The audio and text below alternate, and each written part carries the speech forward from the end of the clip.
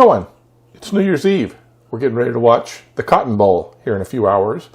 Alabama versus Cincinnati.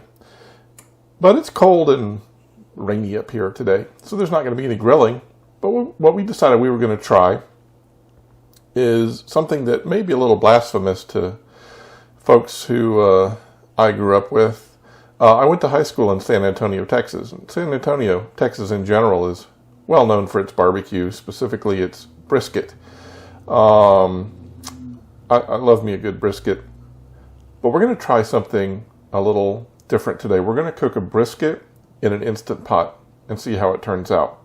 I have a recipe we're going to try for the first time. And this is what we're going to have for our game time fare. This is an interesting recipe, which I'll have in the description below if you want to try it. We're going to start out by thinly slicing one large yellow onion and trimming off any surface fat from about a 3-pound brisket if it's more than a 1/4 inch thick. So if it is, we'll prep that and get it ready to go. Oftentimes briskets are fairly long pieces of meat, so if you need to, you can cut the brisket in half to make it able to fit inside the Instant Pot. That's what we're going to do. So how are we going to do this? First of all, we're going to heat 1 tablespoon of vegetable oil in the pan on the highest saute function until it's shimmering. Then we're going to add one of the brisket pieces in and sear it for 6 minutes per side. So a total of 24 minutes. I want to just note, this is not brisket is not an easy piece of meat to cook. It takes a long time. If you smoke it, it takes a long time. If you grill it, it takes a long time. The important part is getting it tender. This whole process is going to take us about 3 hours. So we're going to sear the meat 6 minutes per side. So 4 sides, 24 minutes of searing. Once that's done, we're going to transfer it to a large plate. With the remaining fat and oil and the fond in the bottom, we're going to just throw the sliced onions in and another ½ teaspoon of salt. One of the things I didn't mention as we were prepping the meat, we add a little salt and pepper to that as well.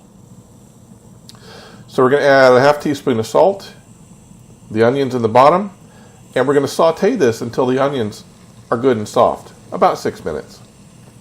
While the onions are sauteing, we're going to go ahead and mix up the, I guess we'll call it the broth.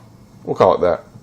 And that includes 1/3 of a cup of beef broth, 1/3 of a cup of red wine vinegar, 1/3 of a cup of ketchup, a 1/4 cup of packed light brown sugar, 1 teaspoon of thyme, 1 teaspoon of oregano, 1 teaspoon of paprika, and 3/4 teaspoon of garlic powder.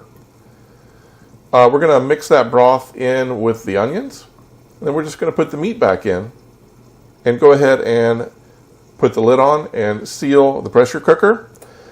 Then we're going to set it on high pressure for 70 minutes. Now it'll take a little while to come up to pressure, and then it's going to cook for 70 minutes. And when that's done, we're going to let it naturally depressurize for 24 minutes. So again, you see how this time is stacking up. We just need to be very careful about it, okay? So there we have it. We're cooking it. We'll see you back here in, I guess, 1 hour and 35 minutes. And we'll be depressurizing this and opening it up and seeing how it turns out. So I guess we'll see you back then. All right, fingers crossed.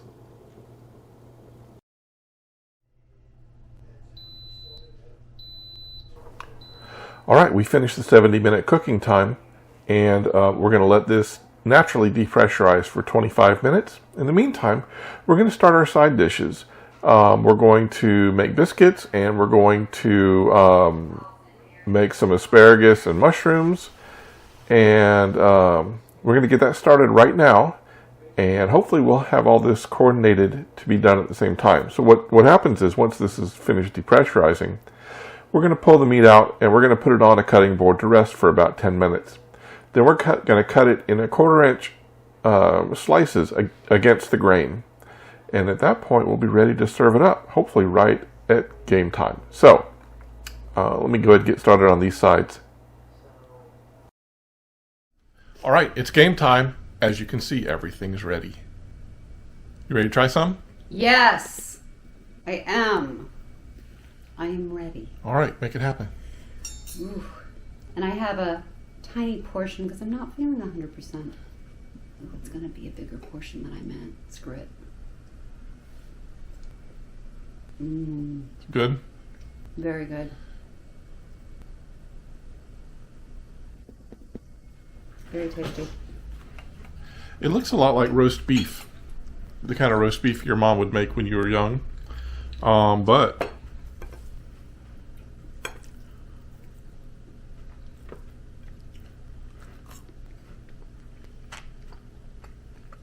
with the onion gravy,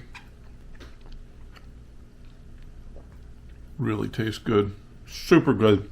All right. Well, it did take 3 hours. It's certainly not smoked. Let's try some of the asparagus. I think it's delicious.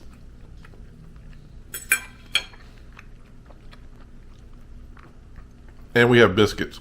All right, we're all ready for Bama to play. All I can say is one more thing. Roll Tide. Roll Tide! Bye now.